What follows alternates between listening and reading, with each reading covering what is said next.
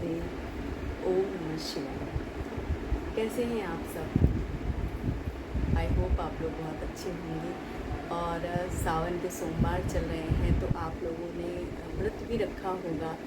और जब हमारे पांचों सोमवार हो जाएंगे तो हम उसका उद्यापन कैसे करेंगे। चलिए आज हम जानते हैं कि हम सावन के जो सोमवार हैं 5 सोमवार हम रखेंगे। और उसका फिर उद्यापन बहुत ज़रूरी होता है। किसी कोई पूजा हो या कुछ भी हो, उसका समापन जब हम करते हैं तो उसको पूरा विधि पूर्वक करना हमें बहुत ज़रूरी हो जाता है, तभी हमें उसका फल मिलता है। मैं तो शिव की पुजारन बनूंगी, मैं तो शिव की पुजारन बनूंगी। हर हर महादेव। तो आप लोगों ने भी सावन के सारे सोमवार रखे होंगे और 5वां आखिरी सोमवार पड़ रहा है 19 अगस्त को, जिस दिन पूर्णिमा है और रक्षाबंधन भी है। तो लास्ट सोमवार उस दिन पड़ रहा है हमारा। तो हम पाठ करना, किसी भी पूजा का कोई भी व्रत हम रखते हैं तो हमें उसका उद्यापन बहुत ज़रूरी होता है, जिससे हमें उस व्रत का पूर्ण फल मिले। तो हम कैसे करेंगे उस व्रत का उद्यापन, तो आज हम ये जानते हैं। तो इसके लिए हमें सबसे पहले देखिए, ये सावन के सोमवार हैं तो इसमें भोले बाबा और पार्वती माँ शामिल हैं। तो हमें उन दोनों लोगों का मतलब उन दोनों का दान करना होगा। तो उसके लिए हम फल भी ले सकते हैं। आपके पास जो भी ऋतु फल हो आप ले सकते हैं। जैसे मेरे पास ये केले हैं, आप आम ले सकते हैं। और सबसे महत्वपूर्ण है दक्षिणा। दक्षिणा बहुत महत्वपूर्ण है। इससे क्या होता है, जो चीज़ हमारी दान में कम रह जाती है, दक्षिणा इसको पूर्ण कर देती है। इसलिए दक्षिणा बहुत ज़रूरी है। और हमें पार्वती माँ के लिए ब्राह्मणी को दक्षिणा देनी होगी। उसके लिए हमें उनके लिए श्रृंगार लेना होगा। श्रृंगार का आप सामान ले सकते हैं, जैसे ये नेल पॉलिश हो गई, ये महावर हो गया, बिंदी हो गई और चूड़ियाँ। आप लाल रंग की भी ले सकते हैं और हरी रंग की भी चूड़ियाँ ले सकते हैं। और ऐसा भी पूरा जैसे सामान हमें मिलता है जिससे हम दान कर सकते हैं। बट ध्यान रखें कि जैसा हम यूज़ करते हैं श्रृंगार में, जो भी सामान हम यूज़ करते हैं वैसा ही हम दूसरों को भी दान करें।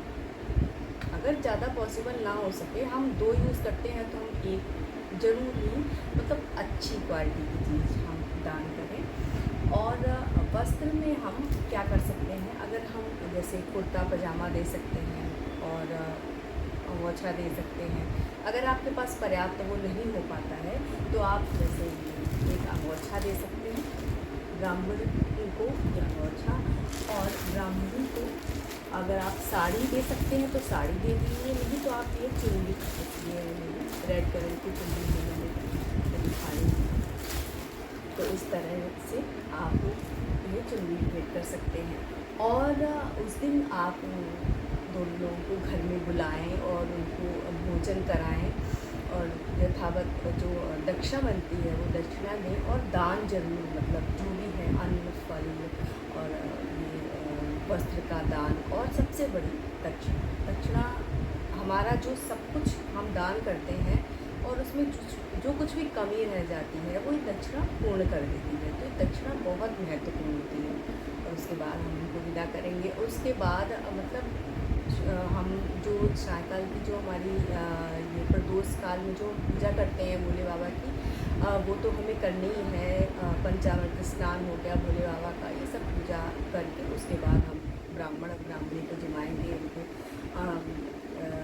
भोज कराएंगे। उसके बाद हम उनको विदा करके, और खुद भी उस दिन आप चाहें तो उसी दिन व्रत का पालन कर सकते हैं या आप दूसरे दिन भी कर सकते हैं।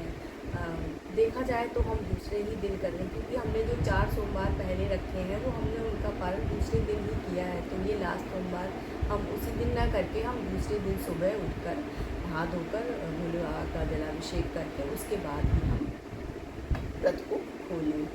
तो इस तरह से आप सावन के सोमवार हैं उनका पारण आप इस विधि से कर सकते हैं। सरल विधि से भी कर सकते हैं और जैसी आपकी श्रद्धा हो। भगवान श्रद्धा के मुद्दे होते हैं, भाव होने चाहिए होता है और ये सब वो नहीं देखते हैं, लेकिन हम लोग अपनी संतुष्टि के लिए ये करते हैं। तो इसी तरह से आप सावन सोमवार का उद्यापन जरूर करें और ज़्यादा नहीं, विशेष नहीं कर सकते तो बस सरल विधि से ही करें, लेकिन जरूर करें। आपको जो ये मेरी जो मैंने बनाई है वीडियो आपको अच्छी लगी हो तो आप प्लीज़ कमेंट करिएगा और लाइक ज़रूर करिएगा, क्योंकि आपकी एक लाइक से मुझे बहुत ही सराहना मिलती है कि हाँ, मैंने शायद कुछ अच्छा बनाया है। इसी के साथ मैं वीडियो एंड करती हूँ। मैं तुम शिव की पुजारी बनी।